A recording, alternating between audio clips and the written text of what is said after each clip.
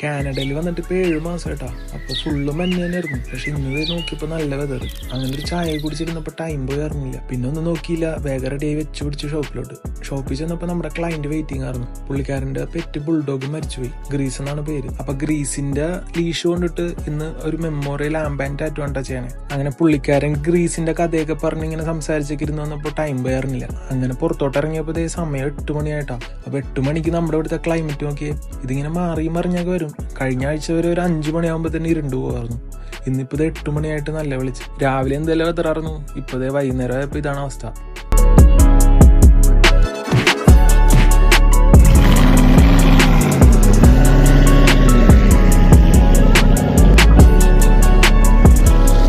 Work കഴിഞ്ഞ് നല്ല ടയർഡായിട്ടായിരിക്കട്ടെ വന്ന് കാരണം. പക്ഷെ എങ്കിലും കഴിക്കാതെ കിടക്കാൻ പറ്റില്ലല്ലോ. അങ്ങനെ ഫ്രിഡ്ജിൽ ഇരുന്ന് ചിക്കൻ എടുത്ത് പൊരിച്ച് കഴിച്ചിട്ടാ.